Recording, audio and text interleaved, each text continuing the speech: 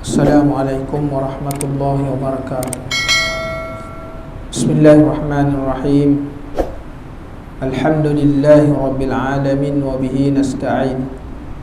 Wassalatu wassalamu ala rasulil amin wa ala alihi wa sahbihi ajma'in. Subhanaka la ilma lana illa ma 'allamtana innaka antal alimul hakim. Wala hawla wala quwwata illa billahil aliyyil azim. Allahumma la sahla illa ma ja'altahu sahla wa anta taj'alul hazna idza syi'ta sahla. Allahumma faqihna fid din wa 'allimna ta'wil. Allahumma zidna 'ilma amma ba'd. Alhamdulillah. Syukur kepada Allah Subhanahu wa taala kerana dengan rahmat dan limpah kurnianya kita bertemu lagi dalam majlis yang diberkati oleh Allah Subhanahu wa taala.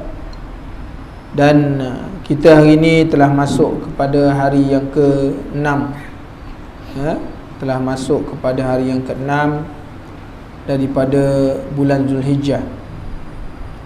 Jadi tidak beberapa hari lagi kita akan masuk hari kemuncak daripada Zulhijjah, iaitu hari Tarwiyah dan hari Nahar, hari wukuf. Jadi mudah-mudahan kita jangan meninggalkan kesempatan, peluang masuk kepada hari Tarwiyah dan hari wukuf untuk melakukan ibadah puasa. Mudah-mudahan Allah Ta'ala memberikan kesempatan kepada kita, insya-Allah. Jadi yang melakukan, yang berniat untuk melakukan ibadah korban, maka ada 3 hari lagi untuk mereka ni bertahan daripada menggugurkan bulu-bulu di badan, memotong kuku dan sebagainya, sehinggalah pada hari binatang sembelihan itu dikorbankan. Kerana itu kerana mengambil tafaul ataupun perbuatan baginda Rasulullah sallallahu alaihi wasallam. Jadi mudah-mudahan ianya menjadi kebaikan dan amal untuk kita kembali kepada Allah Subhanahu wa taala, insya-Allah. Tuan-tuan muslimin dan muslimat yang dirahmati Allah, kita masih lagi membicarakan tentang ucapan para khulafa umara dan salafus soleh, tentang saat-saat mereka ni nak kembali kepada Allah Subhanahu wa taala. Kita berada pada muka surat 21, berada muka surat 124. Kita melihat bagaimana diambang kematian Ibnu Munkadir. Ibnu Munkadir ini, tuan-tuan, dia seorang ulama besar. Diriwayatkan bahawa dia ni seorang ulama yang ramai anak murid dia. Satu hari dia dipenjara oleh pemerintah. Waktu dia keluar dari nak keluar dari penjara ni, ramai anak murid dia tunggu dekat di luar penjara. Sehingga makna anak murid dia merasa kagum, kan? Merasa kagum dengan tok guru dia. Kerana apa? Kerana dia bila keluar daripada penjara, mukanya bercahaya-cahaya. Ini hebat seorang ulama. Kerana apa? Mereka ni orang-orang yang dekat kepada Allah Subhanahu wa taala. Maka Ibnu Munkadir menangis ketika saat kematiannya. Lalu orang pun bertanya, kenapa engkau menangis? Jawabnya, demi Allah, aku tidak menangisi satu dosa yang dengan sedar sudah terlanjur aku lakukan. Sebab kalau dah dosa yang dah laku, tak boleh kita nak tarik balik lah. Melainkan kita beristighfar, bertaubat kepada Allah Subhanahu wa taala. Dosa tetap dosa. Kalau kita minta ampun, Allah Ta'ala boleh menghapuskan, boleh tidak menghapuskan, kan? Jadi maknanya boleh belaka Allah Ta'ala buat. Nak hapuskan boleh, tak nak hapuskan boleh. Itu terpulang kepada Allah. Bukan semestinya orang yang bila dia minta ampun kepada Allah, Allah Ta'ala akan ampunkan. Tak semestinya. Kalau mesti itu jadi wajib. Dan wajib ni tak boleh. Makna seolah-olah Allah Ta'ala terpaksa, kan? Allah Ta'ala terpaksa. Jadi tuan-tuan muslimin dan muslimat yang dirahmati Allah, tetapi aku takut melakukan sesuatu yang aku kira remeh padahal sangat serius di sisi Allah. Hari ini tuan-tuan, kita pandang suatu dosa yang besar memang kita takut. Bunuh orang, takut orang. Membunuh, orang takut. Buat ni dosa besar. Orang tahu akibat dia. Anak. Kalau maknanya berzina, ini dosa besar. Sebab dosa-dosa ni semua disebut dalam Quran. Ataupun daripada hadis-hadis Rasulullah sallallahu alaihi wasallam. Tapi orang jarang mengambil berat tentang dosa-dosa remeh-temeh ni. Anak, dosa remeh-temeh. Ada. Contohnya, kalau masuk dalam tanda buang air kecil, basuh tak bersih, kemudian dia semayang, dengan sebab semayang tadi dia menanggung najis, ini dosa besar. Orang tak anggap benda tu besar. Dia remeh, dia anggap remeh. Dia anggap satu benda ni perkara yang remeh. Jadi tuan-tuan muslimin dan muslimat yang dirahmati Allah, jadi Ibnu Munkadir ini dia bukan maknanya takut dengan dosa besar tu dah memang dia takut dah. Sebagai dia ni seorang ulama, sebagai orang yang ada ilmu, tetapi kebimbangan dia lebih daripada itu, kerana pada perkara remeh-remeh ini yang membimbangkan dia, dengan sebab yang remeh ni boleh masuk dalam neraka Allah Subhanahu Wa Taala. Sebab dengan kita ni pandang yang besar-besar je. Hari ni kita pandang, jangan tinggal solat, kan? Tapi benda-benda yang remeh kita tak pandang. Benda-benda sunnah ni, ini kecil je, kan? Contohnya minum yang diajar oleh baginda Rasulullah sallallahu alaihi wasallam, dia mesti 3 kali. 1 kali teguk, 2 kali teguk, 3 kali teguk. Diriwayatkan daripada satu hadis musalsal. Ni kalau nak amal-amal, kan? Barang siapa yang minum, waktu dia minum, dia mula dengan bismillah. Sekali mula bismillah, kemudian minum kali kedua, minum kali ketiga, dia pun mengucap alhamdulillah. Selama mana air yang diminum tu ada dalam perut dia, maka dia terhindar daripada melakukan dosa.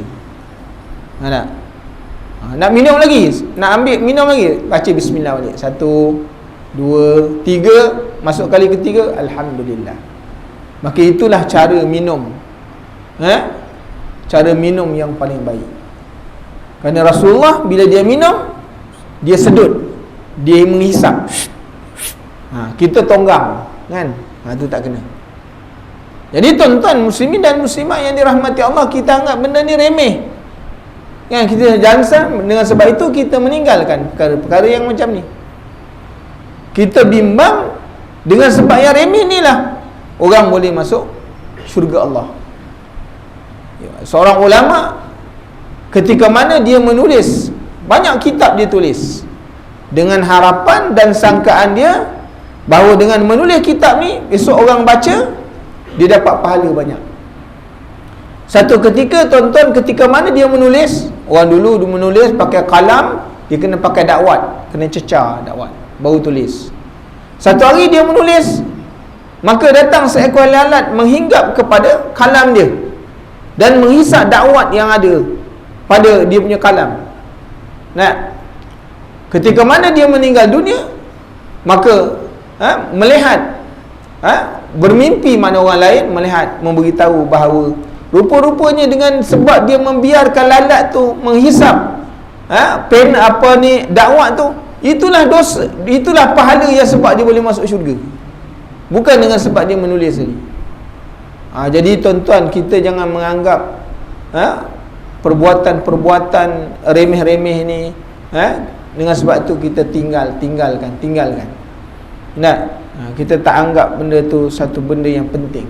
Para ulama tak, dia remeh ke, benda kecil ke, benda besar ke, yang besar dah tentu terjaga, yang kecil-kecil pun. Sebab tu Imam Malik radhiyallahu an, tuan-tuan, Imam Malik ketika mana dia lepas mengajar, anak murid dia bawakan satu buah tembikai. bawa tembikai. Dia kata, tuan guru, marilah kita makan. Jadi dia berikan pisau. Jadi Imam Malik tengok je. Kata anak murid, kenapa tak belah lagi? Kata Imam Malik, aku tak tahu Rasulullah belah macam mana. Belah macam ni ke? Belah macam ni ke? Nanti aku tengok dulu. Sehingga aku tahu bagaimana Rasulullah membelah buah tembikai, bawa aku belah. Kita main ketuk kat lutut ya. Tuan-tuan, muslimin dan muslimat yang dirahmati Allah. Sebab kita menganggap benda tu remeh. Sedangkan kalau kita mengikut sunnah, itu lebih baik. Macam hari ni orang semayang tak? Orang semayang. Banyak imam-imam menganggap remeh dalam semayang Jumaat membaca surah A'la dan Ghasyiyah. Sehingga kebanyakan imam, bila dia jadi imam, dia tak baca surah ni. Dia anggap apa? Semayang sah juga. Sedangkan itulah bacaan Rasulullah sallallahu alaihi wasallam. Walaupun bertemu dua kali sembahyang dalam hari Jumaat. Contoh ni nak masuk ni Aidil Adha dan hari raya. Maka Aidil Adha bacaannya juga A'la dan Ghasyiyah, dan Jumaat juga A'la dan Ghasyiyah. Tapi banyak orang tak buat. Orang baca yang pendek-pendek. Dia kata COVID ni nak cepat. Jadi tuan-tuan, ni dia anggap remeh.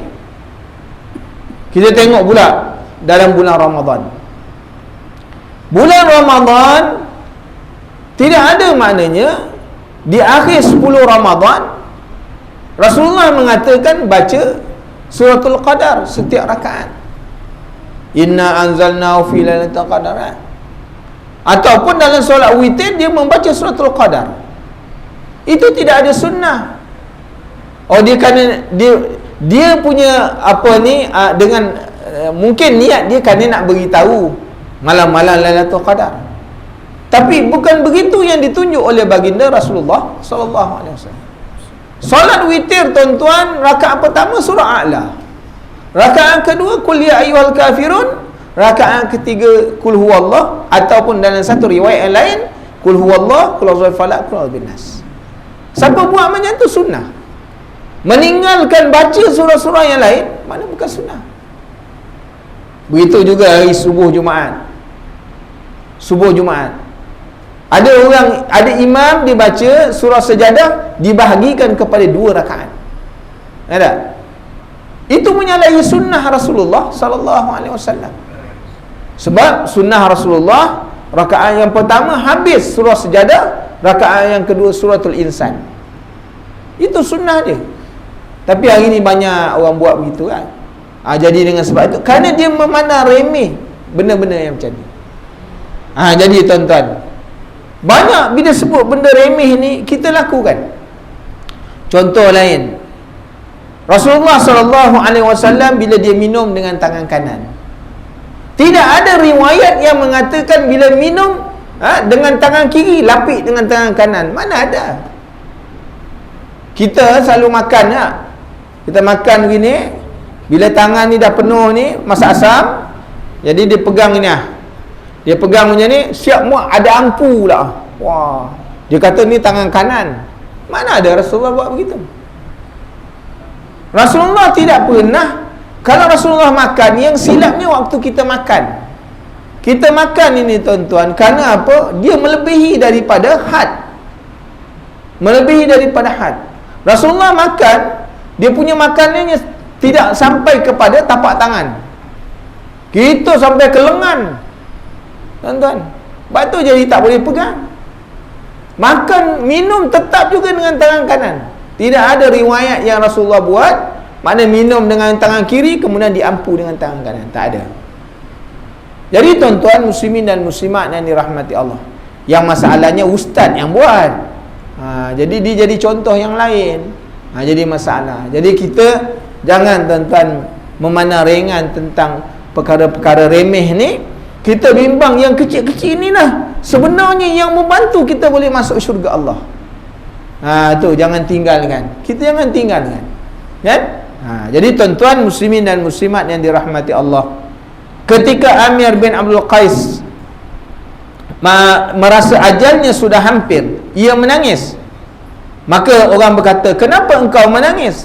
Tanya seorang sahabat. Ia menjawab, demi Allah, aku menangis bukan kerana takut mati. Sebab mati ni semua orang akan mati. Kullu nafsin za'iqatul maut. Kata apa ni, Amir bin Abdul Qas ni, bahawa mati semua orang akan mati. Tak ada orang yang boleh lari daripada kematian. Dan juga bukan kerana rakus terhadap dunia. Bagi dia sebagai orang sahabat ini, sebagai ulama, orang alim ni dia tak rakus kepada dunia. Orang yang zuhud kepada Allah Subhanahu Wa Taala. Tetapi aku menangisi terlambat merasa haus di tengah teriknya siang hari. Jadi apa maksud dia, tuan-tuan? Aku menangisi kerana terlambat haus di tengah terik siang hari, kerana lambat nak buat amal ni, lambat nak tunggu dah pencen baru nak buat amal. Kalau kita dah pencen, tuan-tuan, orang sekarang pencen umur 60, ada umur 60 baru pencen, kan? Lutut pun dah tak kuat, kan? Skru-skru semua dah longgar, kan? Mata ni cepat buruk. Mata cepat buruk. Duduk je lelap, kan? Dia cepat buruk. Lain orang muda, sangat-sangat muda, semua buat boleh. Sujud lama pun boleh. Orang tua-tua sujud lama, kan pinggang dia sakit, kan? Dia sujud je terus lelap. Orang bagi salam dia sujud, bukan main lama, rupa dah tak ada. Tuan-tuan muslimin dan muslimat yang dirahmati Allah, terbatas. Sembahyang pun nak bawa kerusi, kan? Sebab tu kalau kita pergi Masjidil Haram tu, kerusi tu sama banyak dengan orang yang datang. Bayang, tuan-tuan. Dulu kalau kita pergi, maknanya tahun 80-an, susah kita nak jumpa kerusi, kan? Ini masuk pintu besar je kerusi dah ada. Sama banyak dengan orang. Bayangkan, tuan-tuan muslimin dan muslimat yang dirahmati Allah. Kenapa? Maknanya bila kita ni dah umur lanjut, baru nak mula ibadat, maknanya banyak yang terbatas dalam ibadat kita, kan? Dah tua-tua baru nak mengaji, umur 50 baru nak baca Iqra', kan? 56 baru habis Iqra' 6. Tu dah tamat dah Iqra' 6. 56 mula 56 habis Iqra' 6. Setahun satu buku. 57 baru baca Muqaddam, kan? Baru baca Muqaddam.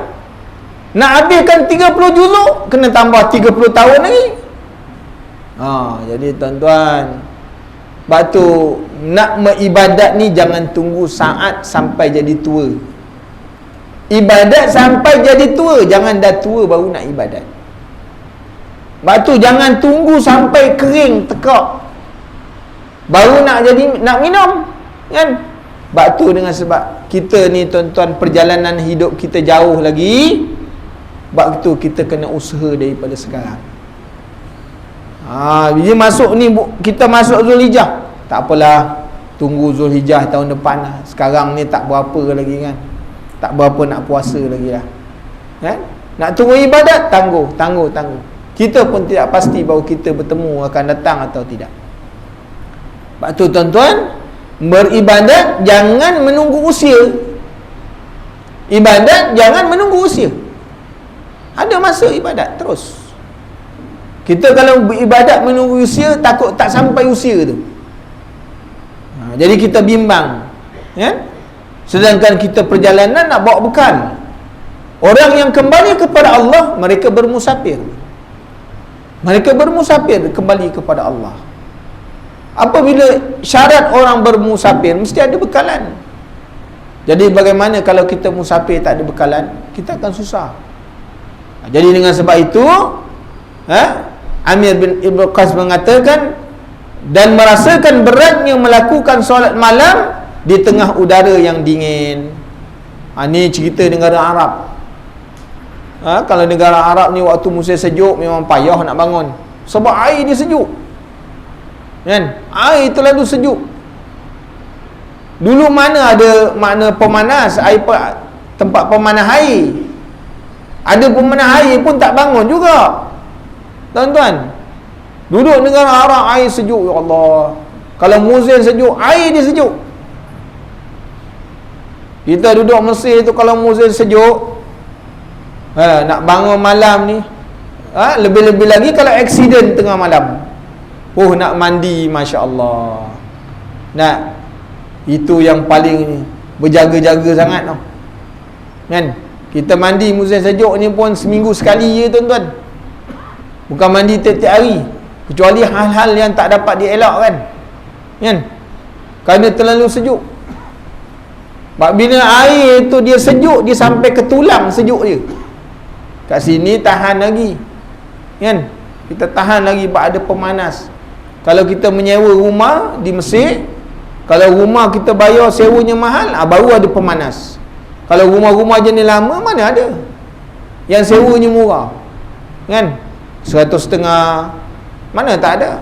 Itu bilik pun tak ada pemanas, memang sejuk suka. Jadi tuan-tuan muslimin dan muslimat yang dirahmati Allah, beginilah kata-kata Amir bin Abdul Qais mengatakan kepada kita ketika hendak meninggal dunia Fudail, jatuh pengsan.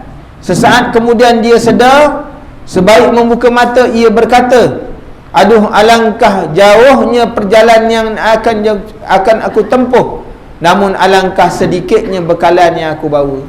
Maknanya tuan, orang yang bila dia meninggal dunia, sebenarnya perjalanan dia bukan sehari, bukan hari, bukan seminggu, dan bukan. Bayangkan Nabi Adam, dia meninggal dunia tu, sampai waktu sekarang kiamat belum berlaku lagi. Kiamat sughra berlaku lah, tapi kiamat yang besar duduk lagi dalam tu, kan?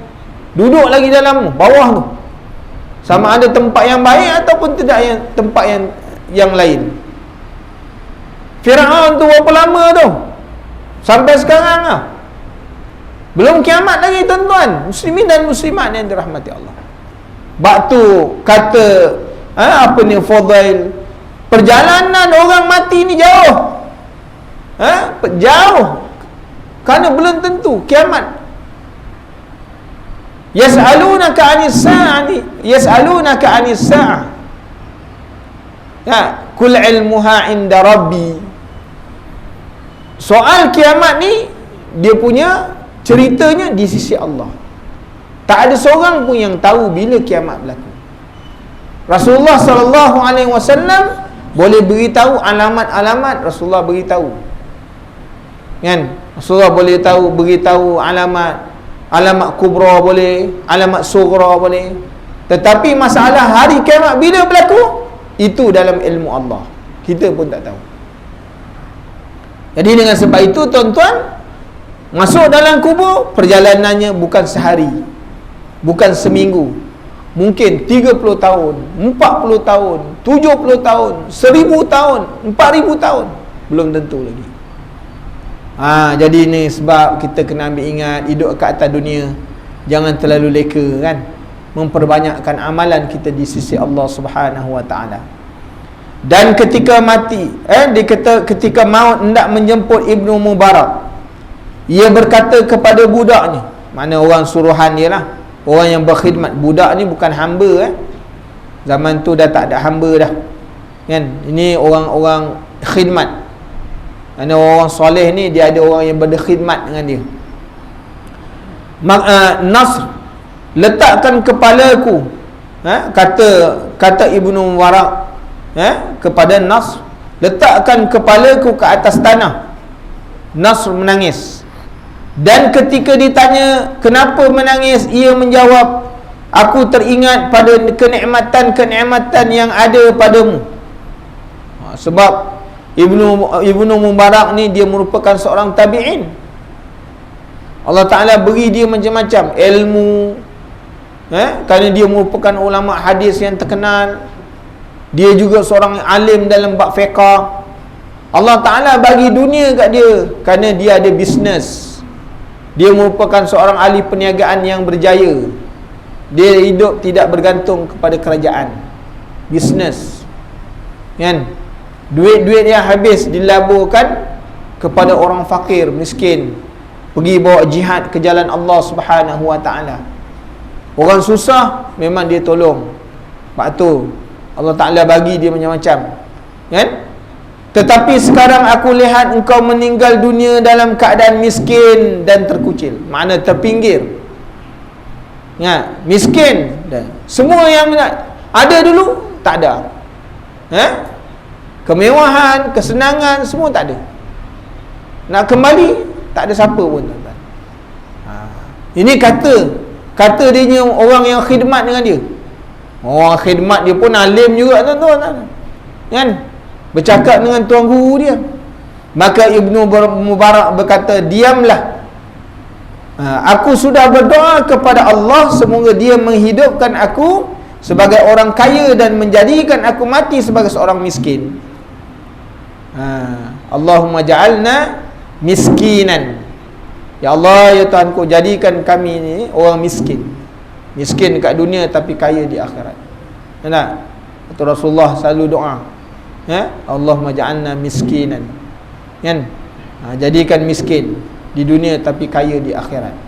Inilah yang didoa, yang Ibnu Mubarak ni berdoa. Lebih lanjut ia berkata, bimbinglah aku mengucap kalimah syahadah dan jangan engkau mengulangi kecuali jika aku memintanya. Jadi ini di antara perkara-perkara yang perlu kita lihat ketika mana menghadapi orang-orang kita berada di sisi orang yang dalam sakratul maut.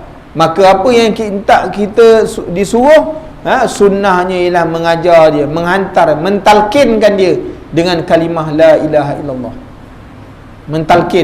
Talkinkan dia. Bila kita dah talkinkan dia dengan kalimah la ilaha illallah, dia baca, kecuali kalau dia berhenti atau dia tak sebut, maka kita talkinkan balik. Itu kaedah dan caranya ketika mana kita ni menjaga orang yang dalam sakratul maut.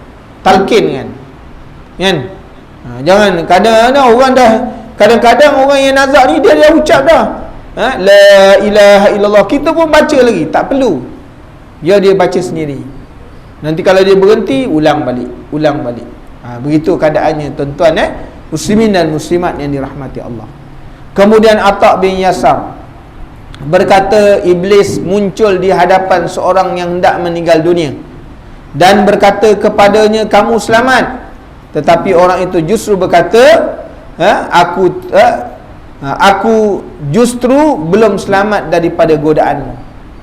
Mana orang yang hidup ni, selama mana dia hidup, hatta dan sampai kepada sakratul maut pun dia belum selamat lagi. Kerana apa? Syaitan terus menggoda manusia pada waktu itu. Sebab tu dalam orang yang sakratul maut ni, iblis ataupun syaitan akan datang menyerupai. Sebab orang yang dalam sakratul maut ni, dia akan menghadapi dua, maknanya fitnah yang paling besar sekali. Dia akan menghadapi maknanya sakarat yang paling besar, iaitu haus yang bersangatan dan lapar yang bersangatan. Itu semua orang akan lalu, tuan-tuan, berpandu kepada hadis Rasulullah SAW. Semua. Maka pada waktu itulah syaitan ini akan menyerupai ibu dia, orang-orang yang paling hampir dan orang yang paling dikasihi daripada dia. Mungkin kita ada anak paling kita kasih, dia akan menyerupai anak kita. Kita ada isteri ni paling kita kasih, isteri akan syaitan akan menyerupai isteri kita. Suami akan menyerupai, syaitan akan menyerupai suami. Mungkin menyerupai ayah, ibu dan sebagainya. Maka kita kata haus, lapar.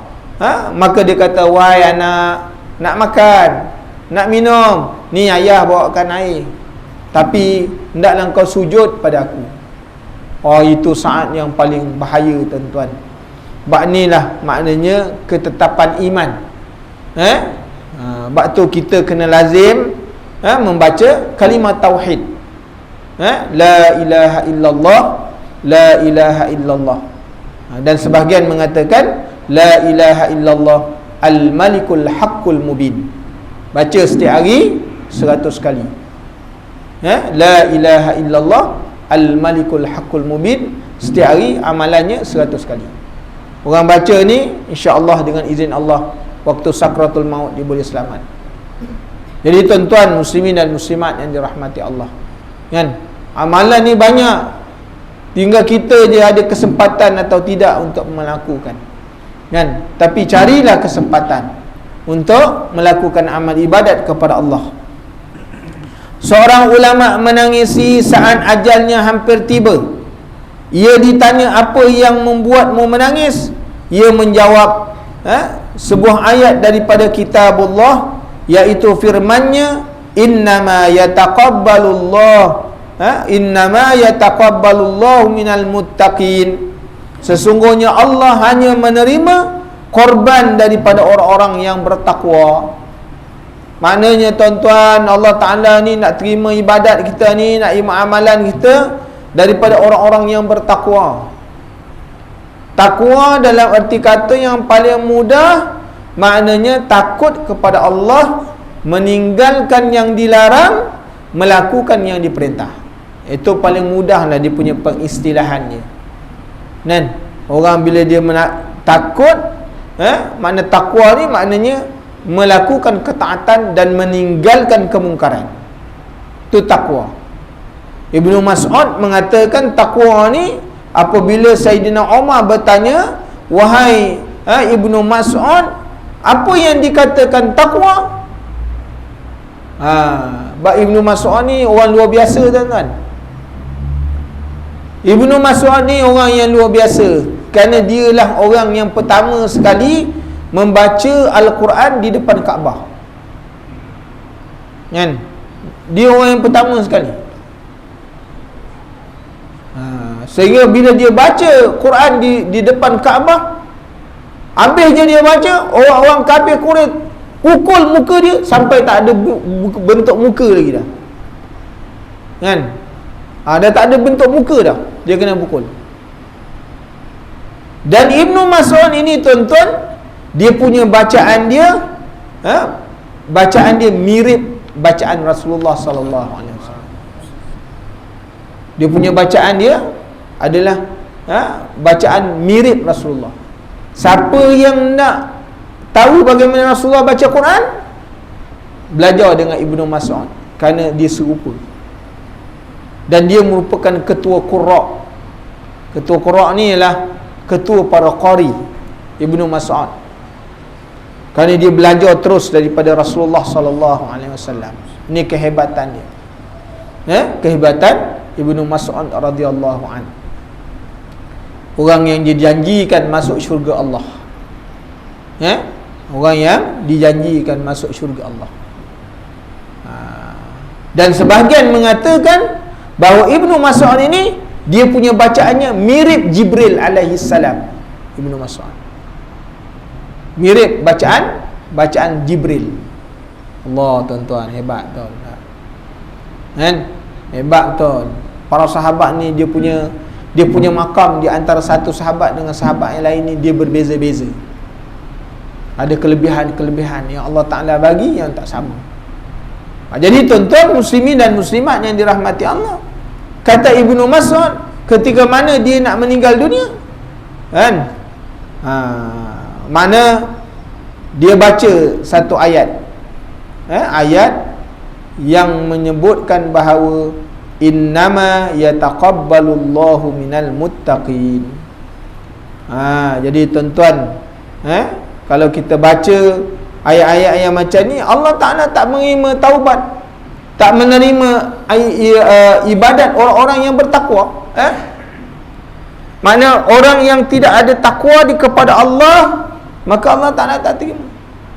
Jadi takwa ni tadi kita sebut apa? Kata Ibnu Mas'ud, kalau kamu melalui satu kawasan yang berduri, bagaimana kamu melalui kawasan tu? Kata Sayyidina Umar, kalau kawasan tu berduri, mesti kita akan berjalan berhati-hati. Maka itulah takwa. Mana dunia ni tuan-tuan, dia punya duri banyak.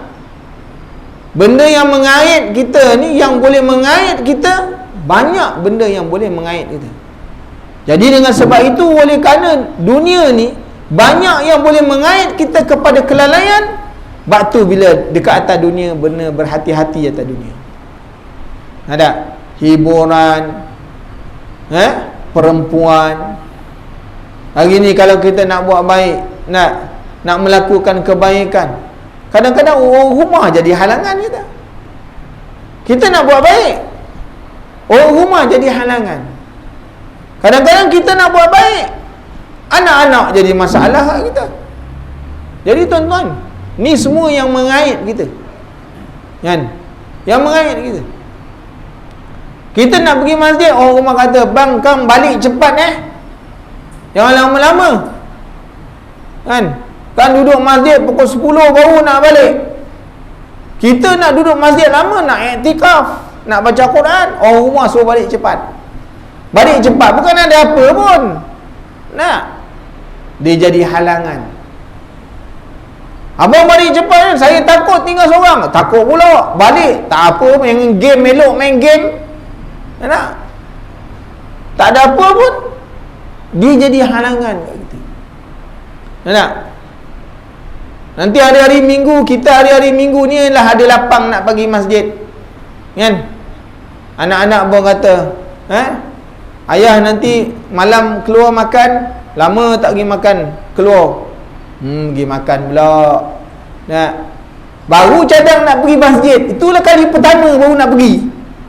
Anak pun kata, mainlah kita pergi makan. Orang rumah kata, betul lah, simpan duit banyak-banyak buat apa, marilah bawa anak-anak makan. Tak ada benda. Takkan makan kat rumah memang boleh. Jadi halangan banyak tuan-tuan. Halangan banyak. Hari-hari minggu kan nak pergi belajar, kawan-kawan kata, lama kita tak jumpa, kan? Engkau sibuk asyik kerja je, mari sekali-sekali kena tarik. Keluar pula, kan tak? Dah duduk kat kedai mamak, makan minum tarik, pukul 12 baru balik, kan? Besok subuh pukul 9 pagi baru bangun. Jadi masya-Allah tuan-tuan, halangan banyak. Halangan banyak. Kita ni hari-hari minggu, hari Sabtu tak kerja, inilah masa kita nak pergi belajar, tapi tak jadi juga. Jadi inilah yang dikatakan, bahawa mana halangan dalam kehidupan ni banyak ketika mana kita nak melakukan kebaikan. Pada satu hari Hasan Al-Basri, Hasan Al-Basri ni dia merupakan seorang tabi'in. Kenapa? Dia sempat hidup pada zaman Saidina Umar. Dan hebatnya, kerana Hasan Al-Basri ni disusukan oleh isteri Rasulullah sallallahu alaihi wasallam. Ya tuan-tuan, Hasan Al-Basri ni disusukan oleh isteri Rasulullah. Isteri Rasulullah ni ramai, kan? Di satu ketika ibu Hasan Al-Basri ni dia berkhidmat dengan seorang isteri Rasulullah sallallahu alaihi wasallam. Satu hari dia diperintahkan pergi ke pasar, maka Hasan Al-Basri ni menangis. Sedangkan isteri Rasulullah tu dah tua dah, umur dah lanjut. Orang dah lanjut mana ada susu? Dan perempuan lanjut mana ada susu? Ketika itu Hasan Basri ni ditinggalkan oleh ibunya, menangis. Ketika itu kerana kesian, isteri Rasulullah memangku Hasan Al-Basri, tiba-tiba keluar daripada susu dia, daripada buah dadi dia susu, lalu dihisap. Tengok tuan-tuan, kan tu dia jadi ulama besar.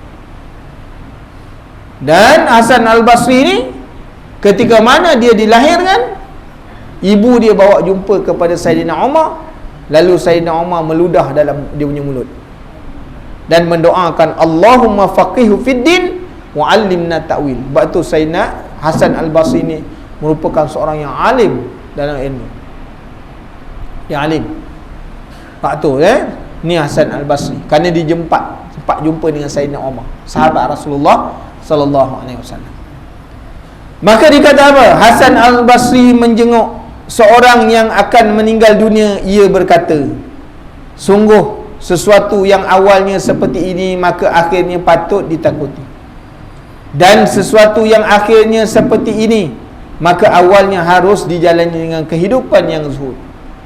Waktu tuan-tuan kata ke mana nak mati, kalau macam ni keadaan dia, semua kehidupan ditinggalkan, kemewahan ditinggalkan. Alangkah baiknya kalau waktu-waktu hidup jadi orang zuhud. Sebab kalau dah zuhud daripada peringkat awal, meninggalkan waktu saat nak mati, berpisah dengan harta, berpisah dengan anak, dah tak jadi masalah. Tapi oleh kerana kita hidup ni banyak dilingkungi dengan kemewahan dunia yang mempengaruhi kita, saat nak mati tu susah nak tinggalkan. Dia jadi susah untuk meninggalkan, kan? Bayang tuan-tuan, susah nak tinggalkan. Adakah eloknya, paling elok waktu hidup zuhud, maka nak mati tak ada masalah, sebab dah zuhud dah. Kita dah hidup dalam keadaan maknanya serba sederhana, tapi waktu nak mati dah tak ada masalah dah. Tak bimbang harta banyak, ni aku mati besok anak aku ni habis lah, nak tak bimbang. Sebab apa? Dekat atas dunia, ketika mana dia hidup lagi, dunia tidak mempengaruhi dia. Ini kata-kata Hasan Al-Basri kepada kita tuan-tuan, kan? Sebab tu orang yang tidak zuhud kepada dunia, dia jadi takut ketika mana nak meninggalkan. Nak meninggal dunia tu dia jadi takut. Kenapa? Kerana takut nak meninggalkan apa yang dia ada. Macam hari ni lah, kalau kita hidup tuan-tuan dengan kemewahan, hidup dengan mewah, semua ada. Kalau kita datang masjid, kita takut tau. Takut sebab apa? Takut parking kereta kan orang gesel kereta kita. Ada? Bawa pakai slipper, kan letak slipper tak mana-mana, orang sapu kita punya slipper, kan? Kita jadi takut tau. Jadi takut. Tapi kalau orang dah biasa, tak jadi masalah. Jadi tuan-tuan, kita tengok bagaimana kata-kata yang disebut oleh Hasan Al-Basri kepada kita, supaya dalam menjalani kehidupan, kita kena mengambil kata-kata dan pandangan orang-orang yang telah diberi nikmat oleh Allah Ta'ala. Kerana orang-orang ini tuan-tuan yang kita baca dia punya kata-kata ni, semua orang yang telah mendapat nikmat di sisi Allah. Saat dia mati pun, hatta sampai sekarang mereka telah mendapat nikmat. Sebab tu kita kena ikut apa yang dia cakap. Kita kena pegang apa yang dia cakap, sebab kita dah nampak orang-orang ni meninggal dalam keadaan Allah Ta'ala redha ke? Ya ayuhan nafsul mutmainnah irji'i ila rabbiki radiyatan mardiyah fadkhuli fi ibadi wadkhuli jannati. Allah Ta'ala redha dia redha kepada Allah, dia masuk dalam syurga Allah Subhanahu Wa Ta'ala. Jadi mudah-mudahan kita akan menyusul di belakang orang ini, insya-Allah, dengan rahmat dan taufik serta izin Allah Subhanahu Wa Ta'ala. Jadi tuan-tuan muslimin dan muslimat yang dirahmati Allah, mudah-mudahan kita mengambil peringatan apa yang disampaikan. Saya nak mengulang sekali lagi lah tuan-tuan, maknanya apa yang disampaikan oleh Tuan Haji Abdullah tadi berkenaan dengan SOP. SOP ni tuan-tuan bukan pegawai masjid yang buat. SOP ni bukan pegawai masjid yang buat, kerana dia adalah perintah daripada kerajaan, kan? Kita bukan suka-suka lah tuan-tuan tak bagi orang masuk masjid, kan? Kita nak lagi orang masuk masjid, tapi keadaan SOP ni dalam keadaan sekarang mendesak, maka kita kena ikutlah apa sahaja yang diperintahkan, supaya kita ni menjadi orang mentaati pemerintah atau ulil amri ini sebahagian daripada kewajipan, dan ia sebahagian daripada maknanya tanda iman kita kepada Allah Subhanahu Wa Ta'ala. Kerana Allah Ta'ala menyebut wa ati'ullaha wa ati'ur rasul wa ulil amri minkum. Taat pada Allah, taat pada Rasul, dan taat kepada ulil amri. Jadi mudah-mudahan kita jangan bersangka yang lain tuan-tuan, kerana kalau kita buat benda-benda ni pun tak ada apa manfaat dekat kita, kan? Kita bukan dapat apa-apa pun, cuma nak menjalankan perintah. InsyaAllah semuanya jadi kebaikan kepada kita, insyaAllah. Bismillahirrahmanirrahim. Alhamdulillahi rabbil alamin, wassalatu wassalamu ala asyrafil anbiya'i wal mursalin wa ala alihi wa sahbihi ajma'in. اللهم إنا نسألك علما نافعا ورزقا طيبا وعملا متقبلا سبحانك